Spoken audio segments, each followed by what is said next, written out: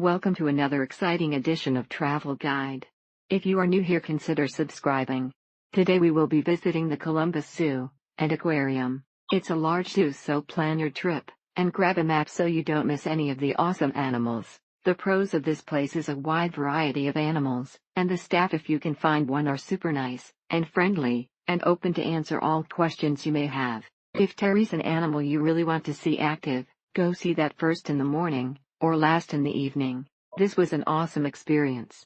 If you want to see everything, make sure that you have at least 6 hours, and start early. Then as you move through the park, give enough time to see all the animals you want, but don't get too tired to get over to Africa for feeding the giraffes, and sitting in an old airplane cockpit, while the lions lay on the wing merely a few feet away. They still have a 5-minute train ride, cost extra 3 EEA, but again worth it to sit a bit by that point.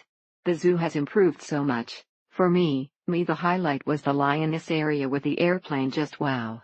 Worth every penny, a must-visit place. The zoo has a nice layout, and if you start from the entrance, go to the aquarium, to Asia Quest, to Australia and islands, to Congo, then loop back towards the other side of the bridge, towards Africa, loop back towards the front to the North America. You can hit every part of the zoo efficiently as possible, and end your day. Great selection of animals, beautifully maintained, plus they sell beer.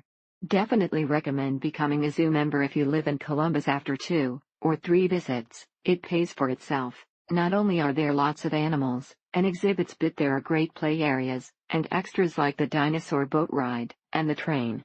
This is a sprawling zoo though, so be warned that with little kids it's an all-day trip to see everything. But gosh, is it busy. Even though you would never be able to look at all the exhibits in one day, the crowds make it seem small. If you add on the ride pass, you can get access to all the rides in the zoo, and the amusement park rides. I've only been to a few city zoos, but Columbus Zoo has been the best by far.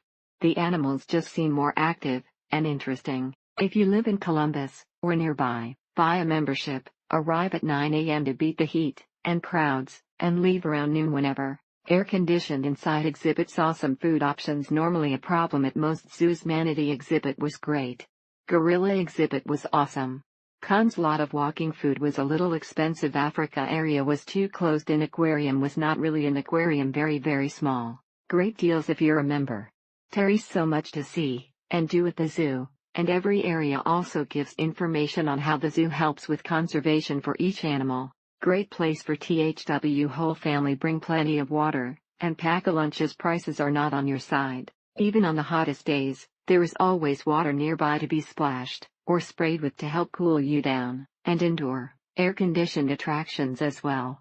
The tiger was playing with a ball, and the sloth bear was tearing up a Whole Foods bag to get at the veggies hidden inside. The Columbus Zoo and Aquarium is the best zoo in the United States. So many opportunities to see so many animals in their native habitats. They have an amazing variety of indoor and outdoor animal exhibits, and their animal show, which is held several times throughout the day, is definitely worth watching. They do a phenomenal job of being relevant all year long. Summer water park, zoo for 3 seasons, winter lights, Halloween. The heart of Africa is especially cool as it looks like all the animals are all together on the plains of Africa. There was no possible way to see everything without going back over paths you had already walked through once because of all the loops coming off other loops. One serpentine path through each area of the zoo, allowing you to see everything in that area without all the extra walking, intersected by a straight express road leading directly back to the park entrance, or another main hub in case someone needs to get back in a hurry, or has to meet others at a certain time, or simply decides to go explore a different area of the zoo. Would have been more enjoyable and much less frustrating. The diversity of animals, the well-trained staff, the arrangement of each individual habitat for both animal comfort and viewing accessibility were all excellent, though. They are full of information not only about the species in general, but with the specific animals that are currently in the zoo. The zoo is awesome, clean, plenty of restrooms, lots of attractions.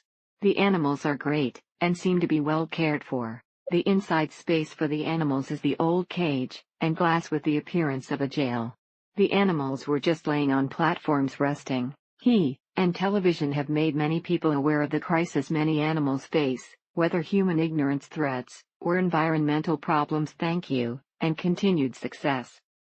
Thank you for watching. Do not forget to subscribe. and leave your comments below.